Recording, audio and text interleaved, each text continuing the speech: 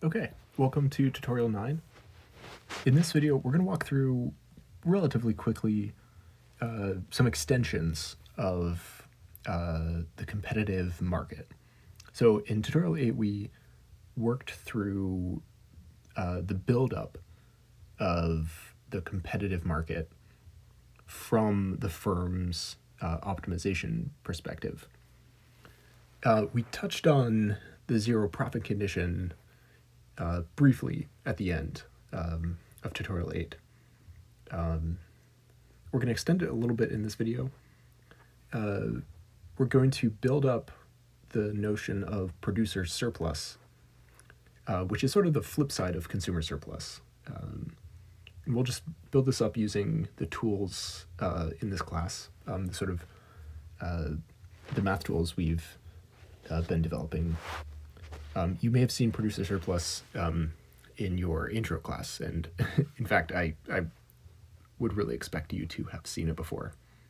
It's going to be very similar here. The main difference is we will use an integral. And then we'll talk about welfare maximization, sort of why we turn to competitive markets as sort of a baseline for our welfare analysis. And then we'll talk about government policies. And specifically, we'll talk about price controls and taxes. And we'll do this in a slightly different way than what you've seen in your intro classes. We're going to do this relatively quickly, though. Most of the emphasis this week is on general equilibrium. So we're not going to spend a whole lot of time here. So the main idea is in the last chapter, we worked through the competitive market. We looked at the firm's optimization decisions and how the market they live in informs their best decision. And when firms are price takers, this gives us two main results. The first is that firms make zero profits in the long run, and we sort of introduced the idea for why this is true in the last video. And the second is that competitive markets maximize welfare under some relatively strong assumptions. So the thing we'll get to in just a second is what we call producer surplus. And the idea for this is probably going to be familiar. But the reason we use producer surplus is to give us some sort of bearing on a measure of welfare. How good is a market at maximizing some notion of benefit to society? So we're gonna build up one notion of welfare in this video. It's not the only one. It's possibly not even the best one, but it's one that we can use from the perspective of the tools we have in this class. And we'll get to some of its limitations and downsides sort of at the end of the video. But the notion of producer surplus is closely related to profit, and we're actually going to relate it directly. We're going to find a relationship between producer surplus and profit. Okay, so sort of the main thing we're doing here is building up our welfare tool set to give us a sort of a handle on how government policies affect welfare. Okay, so first off, zero profit is sort of the end result in competitive markets in the long run. We touched on it briefly in the last tutorial, but essentially when firms are free to enter and exit the market, over time when there's a profit, it leads firms to enter shifting the supply curve out and flattening it, lowering the price. And this continues until there's no profit. When there's a loss, firms exit when they're free to exit, shifting the supply curve back in and making it steeper. So this, from both perspectives, this pushes us towards a point where there is zero profit. And this zero profit includes opportunity costs. We have profit is equal to revenue minus costs, where costs include opportunity cost.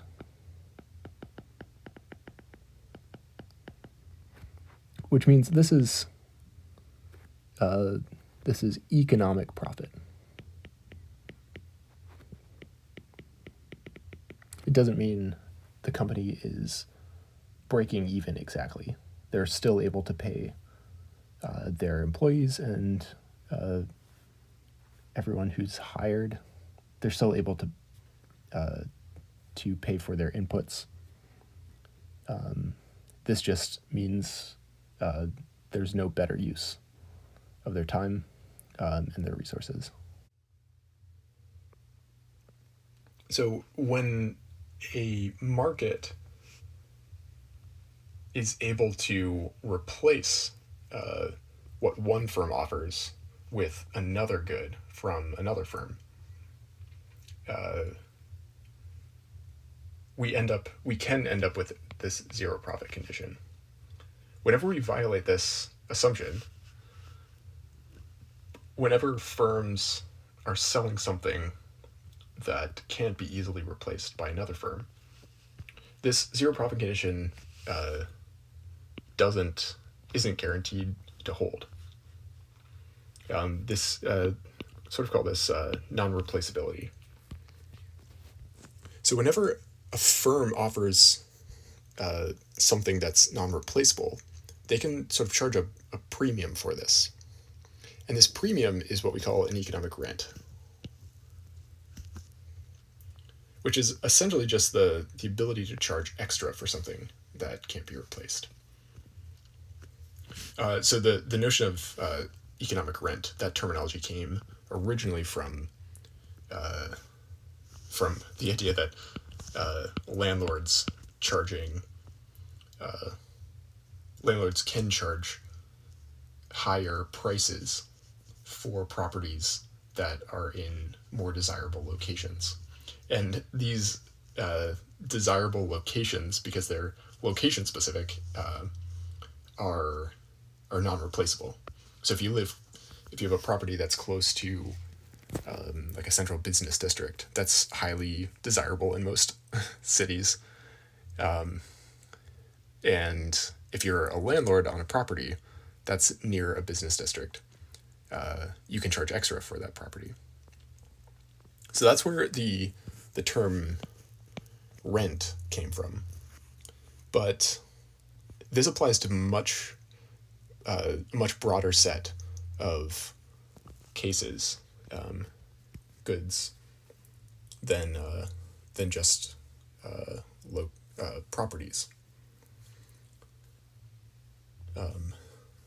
Location and landlords and properties is just one very specific case.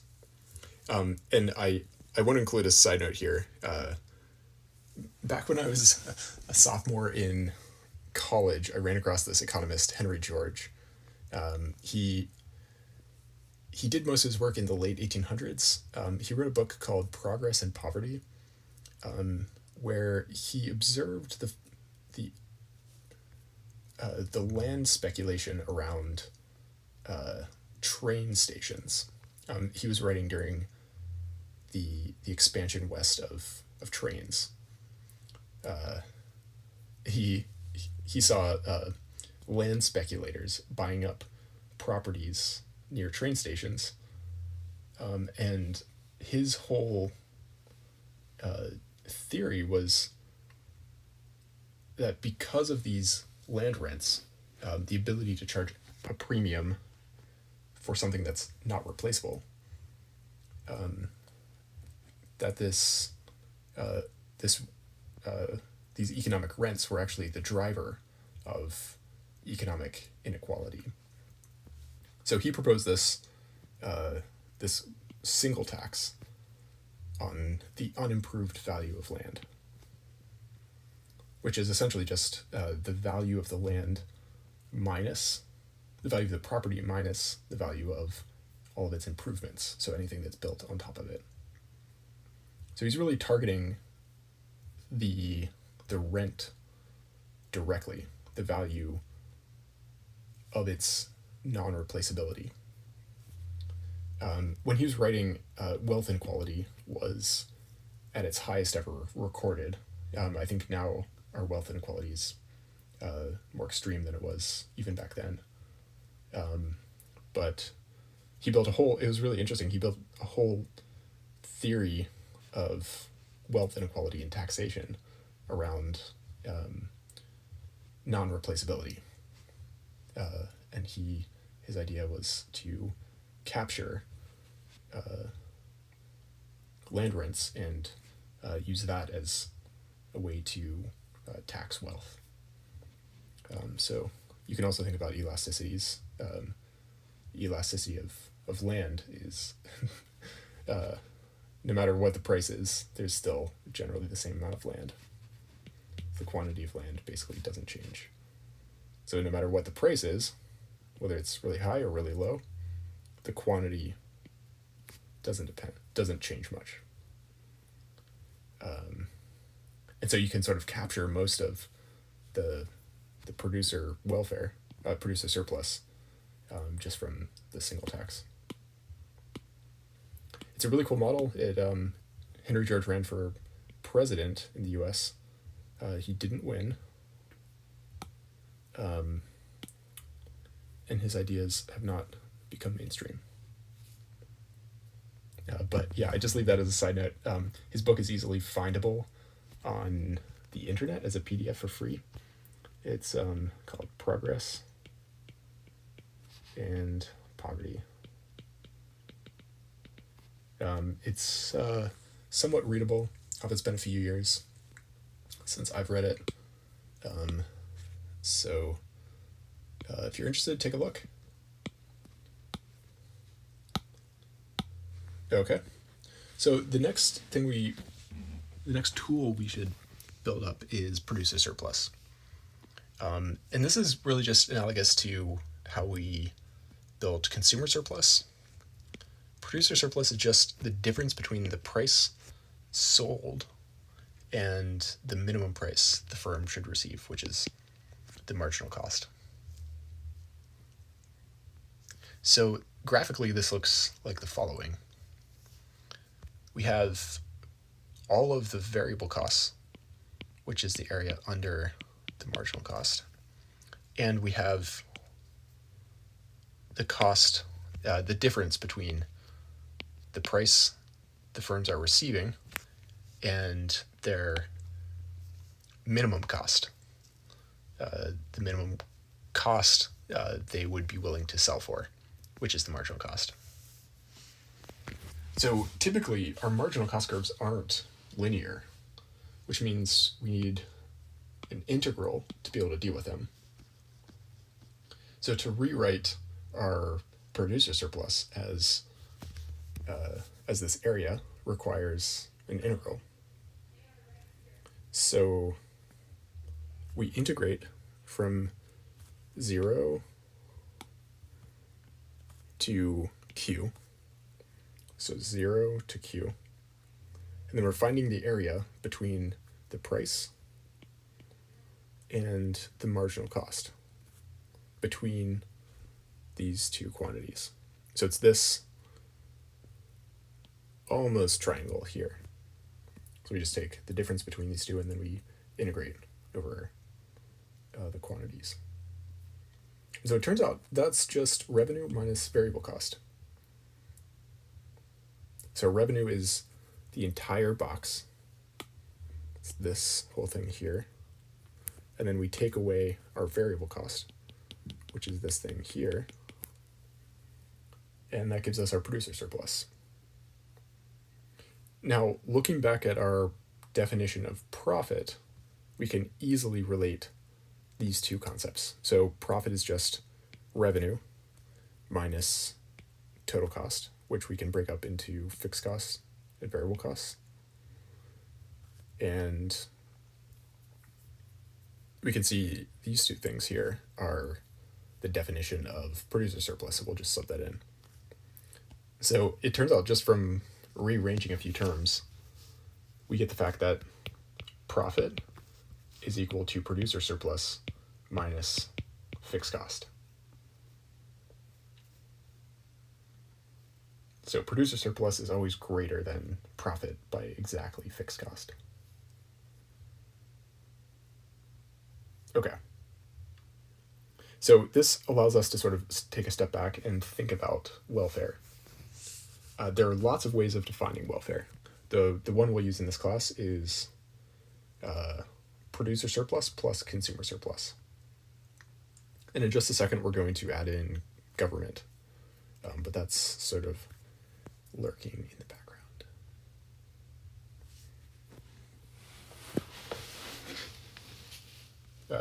It's going to make a joke about the government always watching over your shoulder and lurking in the background. But it wasn't funny, so we won't use it. So this is our definition of welfare, just the sum of producer surplus and consumer surplus in this context. And you can think of government as also being in that equation. So we'll do like a little simple proof here of a very striking result. And it's worth just sort of pondering how striking this is. If you were to discover this, I think you would be surprised. The striking result is that a perfectly competitive market maximizes this definition of economic well-being. And this is in the absence of externalities. So whenever we have costs that are borne by society that are not included in buyers or sellers' decisions, these are externalities. We haven't hit them in this class, but you've seen them before. We can internalize them into our markets. So one perfectly competitive market with externalities would be something like grain commodities, where to grow any type of grain,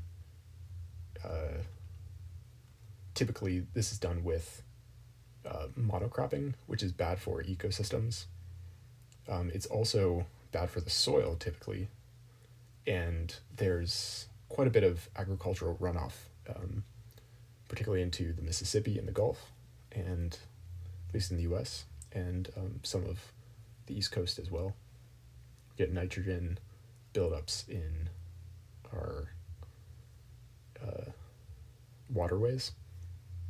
These are all examples of externalities in what would otherwise be perfectly competitive markets. Whenever we have externalities, this result doesn't hold. But if we were able to internalize those externalities, even if they were happening, we would have this result that a perfectly competitive market maximizes the definition of this welfare, which is really interesting. It's really striking. If I were the first one to land on this result, I would be a little surprised. We're saying the market on its own, for perfectly competitive markets, maximizes welfare. Okay, so just ponder that a little bit as you're working through our work this week. Okay, so just to sort of show why this is true, we're going to do two directions of a sort of outline of a proof. So the first is, what if we decrease quantity? What happens? Well, you can easily see we get this deadweight loss. This is the area where we could have benefits that exceed our costs, but we don't because we've shrunk our costs. We've shrunk our quantity, excuse me. So we've lost what we call deadweight loss. This is the area of consumer or producer surplus that we are no longer receiving, our deadweight loss. We've given up some surplus. B is just depends on how we've shrunk our quantity, what type of policy, whether B goes to consumers or to producers. And if we go the other way, if we increase our quantity, then we have costs that are greater than benefits. So this difference here is the sort of an additional cost to society above the benefit of Q. So we've increased our cost minus benefits, which is bad for society. So we've added additional costs, and this is also what we call deadweight loss. Okay, so whether we increase or we decrease quantity relative to equilibrium, we're doing worse. So this is sort of the intuition for why perfectly competitive markets maximize welfare. This is a little bit theoretical and a little bit fuzzy in my mind, this type of proof. And the reason it's a little bit fuzzy is because, or poorly defined, is because we haven't exactly said how we're moving quantity. So this sort of B area is a little bit nebulous. So what we're going to do next is we're actually going to turn to two types of policies. One which you've seen before and the other which you may have seen before. So two general types of policies. One is sort of a price wedging mechanism. So we'll turn to taxes in just a second. The other is quantity controls. And we're not going to run through an example of this. We're going to run through a tax and also a price wedge is a price control.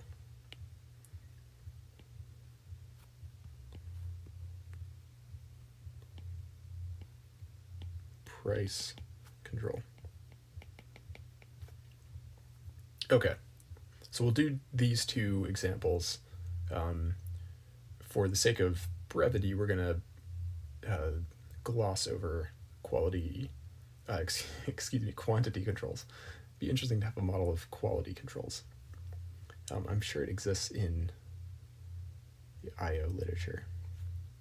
Okay, so like I said above, we had sort of our expanded definition of welfare, which is producer surplus plus consumer surplus plus government. And that's what we're going to use to discuss taxes. So let's look at specific taxes, and we'll do this specifically. LOL. And we'll ask how it affects welfare. So when we set up a tax, essentially what we're doing is wedging the price for the buyer and the price for the seller. We're saying they must be different by some amount, the amount of the tax. So in equilibrium, the way we find the quantity is to sort of slide intuitively, we slide this tax wedge in until it hits the supply and the demand curves. Essentially what we're saying is if we plug in the price for the buyer into the demand curve, we get some quantity. If we plug the price for the seller into the supply curve, we get some quantity. We want the two prices to be different by tau, and we want the two quantities to be equal. That's what we're doing with this price, this tax wedge. Okay. So before we imposed this tax, our welfare was this entire triangle defined by these three corners. After the tax, we have quantity of Q tau, and everything above this interval up to Q tau between the supply and the demand curves is our surplus. And we can break it out into three areas. The first is government revenue, which is the height of the tax, this vertical distance, times the quantity, which gives us this relationship here. So the tax revenue is the area represented by this rectangle. The value of the tax times the number of units being taxed. Some of this is coming from producer surplus, and some is coming from consumer surplus. Then we're left with consumer surplus, which is the area above the price for the buyers and below the demand curve. Producer surplus is the area below the price for the sellers and above the supply curve. And then lastly, we have an area that used to be surplus and is now no longer, which is our deadweight loss. Okay. So here we can see government revenue has increased, consumer surplus has decreased, producer surplus has decreased, and deadweight loss has become positive. Okay. So we'll just say this many, many times. This doesn't mean taxes are bad, and it doesn't even mean taxes are bad in this context. All this is saying is, using our welfare analysis, we can observe what happens to welfare when we impose a tax. But this may not perfectly capture all of our social preferences. There may be something else that we value that may be worth benefiting from in exchange for this deadweight loss. Okay. So the second policy we're going to look at is similar to a price control, which is a price support, effectively achieving the same goal. So a price support, in your intro class, you will have seen a price control, where we say you can't charge a price below or above some threshold. So here, we're going to use a minimum price, P lower bar, as sort of a price floor. The market price, P star, is not achievable. So we get this pressure towards the equilibrium price, but we get sort of stuck at P bar, P under bar. That's the intuition with a price control. But price controls can be sort of tricky to put into practice. You have to sort of legally prohibit particular prices. And when you do this, you can create black markets. So one way the government deals with this is by price supports, which is another way of achieving the same goal. And the way this works is the government agrees to buy from sellers directly at this price, P under bar. And they agree to buy as much as sellers are willing to sell at this price. So we have P under bar. We find the quantity supplied by intersecting it with the supply curve, and that gives us our quantity supplied. The government also agrees to sell as much as buyers are willing to buy at this price, at P underbar. So we intersect that price with the the demand curve to give us our quantity demanded. Okay. So the government is left with a difference between these two. So they've bought more than they've sold. So we have some difference here, which is what the government has left over.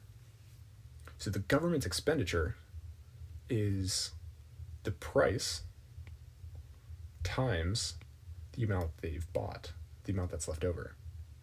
So that comes out to be this area here, this rectangle.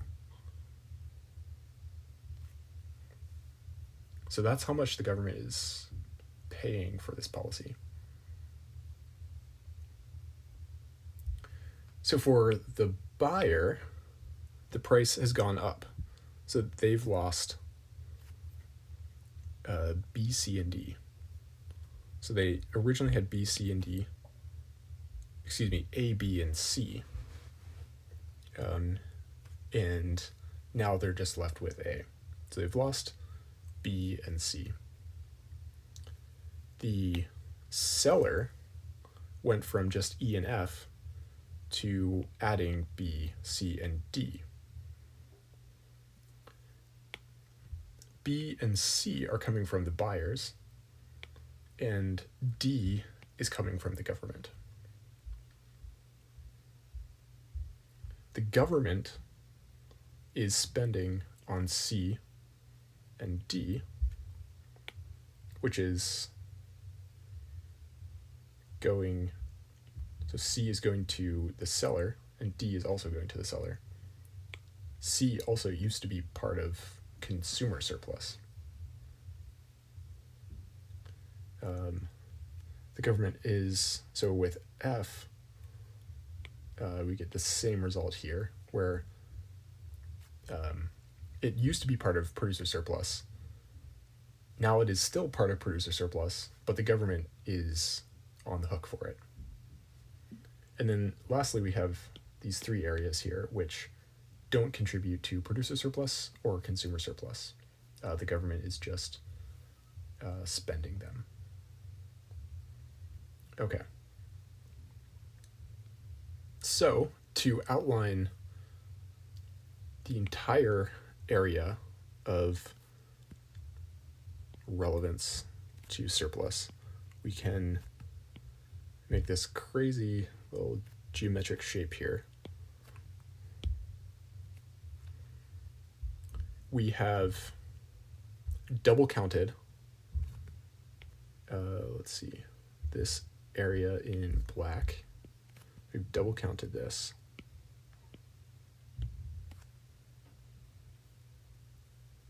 So the government is spending it, but it's going directly to sellers. So we can, let's shade this off just for our counting. The government is spending it, and it's being absorbed by the sellers.